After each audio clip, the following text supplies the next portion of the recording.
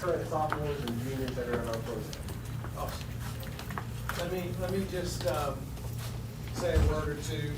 First of all, congratulations to you, but secondly, thank you. We have for decades in our educational system and our approach to education, we have misunderstood the need for programs like this, I believe. We've not recognized the particular gifts and talents that certain students have. And we've kind of made a one-size-fits-all education system, but that's changing. And there's a recognition that you all have giftings and talents that a lot of kids don't have. And if we don't support those and create pathways for success for those, then they'll be lost. And the challenge is that we need them. We need students like you to ultimately enter the workforce that will allow our economy, that will allow lives to be changed in our state. So while we haven't had this kind of education for a long time in our state, there's been a real switch. Your school is a leader.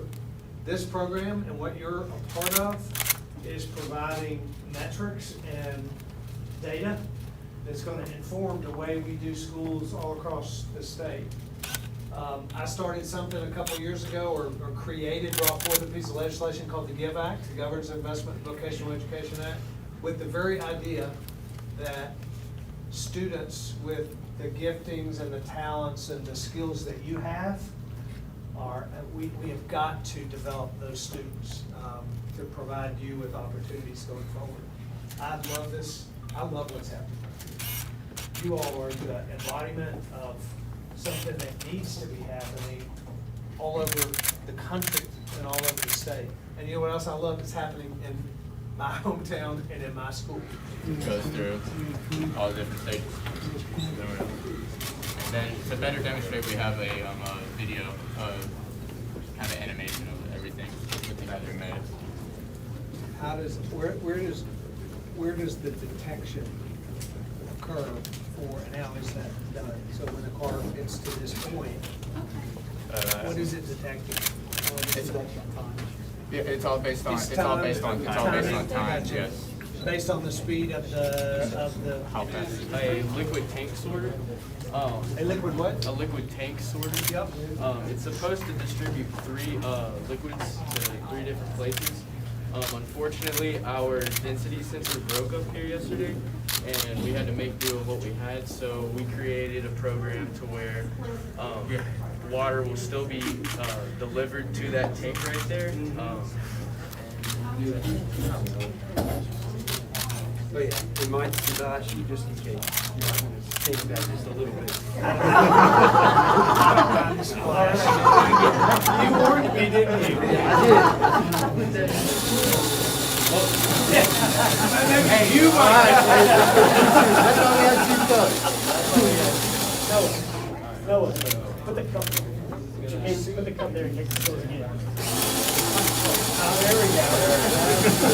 So right here we got a bottle Take your cap time. sorter. I'm not in the time. We got a bottle They cap might be sorter. in the time. And so first we sort out the metal caps, and it'll fit right here. Tell me what we do. It's a bottle cap sorter. It sorts with different types of bottle caps. So we have the metal ones, which will sort through this magnet roller right here.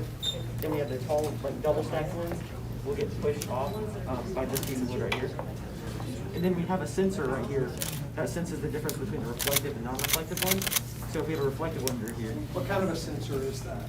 it's a time of flight sensor, which includes a lux sensor, which senses the amount of reflected light that comes back. So it senses this and moves that servo down here. So when it goes all the way through, it'll sort it into one of these, the bucket right here.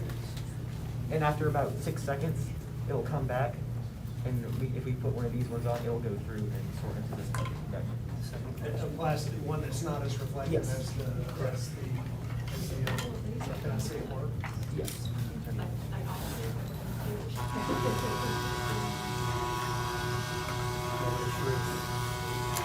That works. Then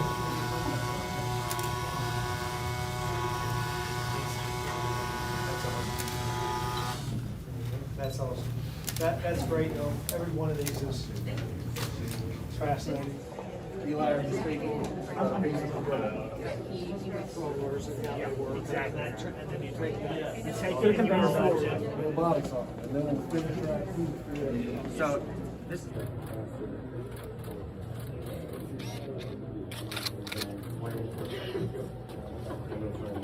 We got back at you. Grab you out on floor and check the phone numbers wherever you want it. So the company is yes.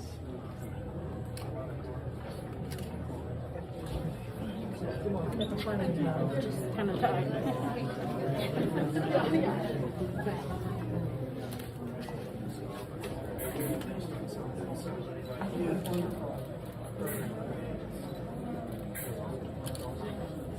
I remember you talking about this program when you were on the campaign trail. You talked about in your first, we're going to State of the State address, if I'm not correct. right. That's right. And now you walk in today and you see it. How do That's you right. feel? You know, I have for decades worked with skilled labor folks and understood how important it is that that we make skilled workforce, that we make that a part of our education system. And vocational, technical, and agricultural education is incredibly important. And it's a lost component of our education system, where it has been diminished over the decades. So we needed to bring that back. And this program is the perfect example. This is how we give kids who have unique skills an ability to connect their brain to their hands that a lot of kids don't have. And yet we don't do a very good job of developing that skill, or we haven't in the past. In this school, in this program, it's exactly what they're doing. They're developing a skill that will be life-changing for these kids, that will be a part of workforce development, that will make an attractive environment in Tennessee for companies. What's happening here needs to be happening in high schools all across the state. How do you expand that? Well, we started with the Governor's Investment in Vocational Education Act, the GIVE Act. It started with 25 programs. We're adding programs every year. More and more, we will have programs like this in high schools. That's the plan, that's the strategy, and it's happening. Governor, the legislature has adjourned and they passed a bill that will require businesses and certain other organizations to post signs outside of bathrooms that allow people to use bathrooms that aren't associated with their biological gender. Yeah. Do you support that bill? Do you plan on signing that, or do you have any concerns about mandating something on businesses? Yes, like I always have concerns about business mandates, and I'll be looking at that bill in particular with regard to its mandate. There are a number of bills, as you know, that have just now begun to make their way to my desk, and I have dozens of bills to read and to approve over the next week or so. But I'll be doing that, and I'll address that particular bill and many others. Included the moving the state fair to Wilson County.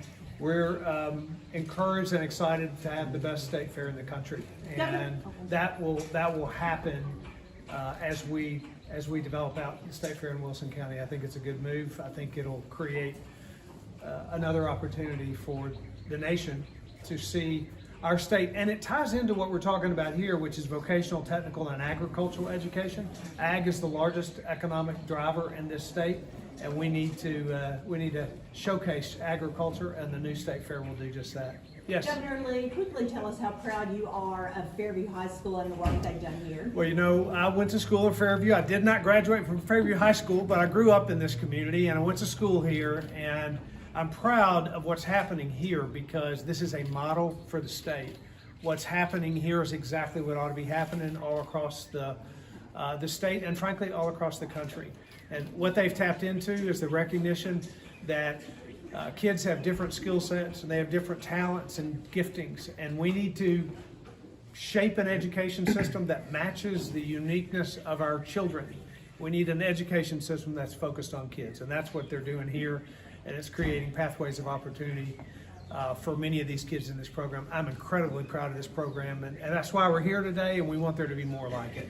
Governor, another bill has passed that would ban certain instruction on systemic racism in schools. I'm curious what your thoughts on that. How does that align with sort of your goal of racial reconciliation that you've been talking about? So we need to teach civics, we need to teach history, and we need to do that in a way that teaches the facts to our kids. And political commentary that's divisive is not factual education. So we need to make sure that our kids recognize that this country is moving toward a more perfect union, that we should teach the exceptionalism of our nation and how people can live together and work together to make a greater nation, and to not teach things that inherently divide or pit either Americans against Americans or people groups against people groups. So that's the kind of civics and history education we need to have in our state, and that's what we're advocating for.